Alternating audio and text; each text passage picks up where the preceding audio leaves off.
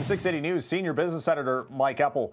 Well, prepare yourself accordingly because a week from tomorrow, we are expecting the cost of borrowing to go up. The Bank of Canada is anticipated to raise its benchmark interest rate 0.25%. All the big Canadian banks on Bay Street are now projecting higher interest rates and, in effect, mortgage rates after all of the latest Canadian economic statistics have come in better than forecast, including the latest reading on job creation, which came out last week from the folks at Stats Canada, pointing to more than 400,000 jobs created across the country over the past year. And the Bank of Canada's Business Outlook survey also signaling that a lot of businesses out there are having a hard time finding skilled labor to find job openings. So this could lead to tightening of monetary policy. This is going to raise the cost of borrowing and also potentially slow down the Canadian real estate market, which is going to be interesting considering the new rules that just took effect on mortgage borrowing at the start of the year.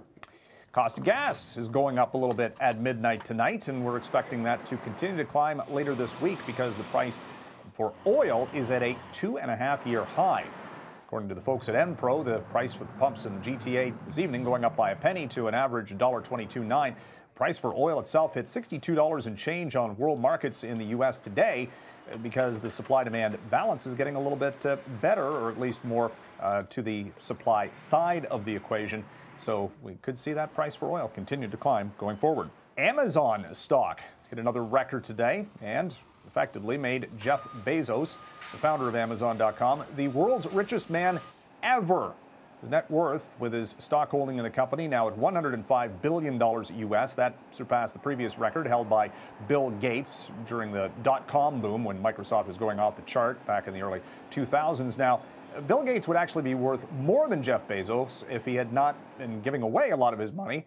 About $50 billion has already been given to charity through the Bill and Melinda Gates Foundation. Jeff Bezos actually recently putting out a request on Twitter for people to give him ideas regarding philanthropic efforts. The Oprah Effect in full effect. Oprah Winfrey's holding in Weight Watchers. She bought in a couple of years back, and the stock's gone up ever since for the most part. The company's got a new program to start the year, and all of the talk about Oprah perhaps running for U.S. president in 2020.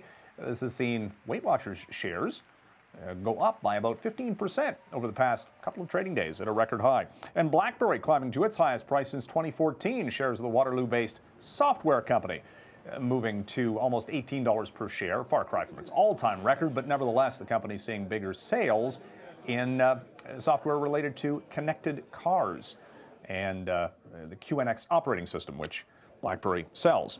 The Dow Jones hit another record today. The old names Deere, Caterpillar, Boeing, they hit records, and the NASDAQ was up for the 6th day in a row. It's hit records in 4 of 6 trading days this year. From the 680 Newsroom, I'm Mike Eppel for City News.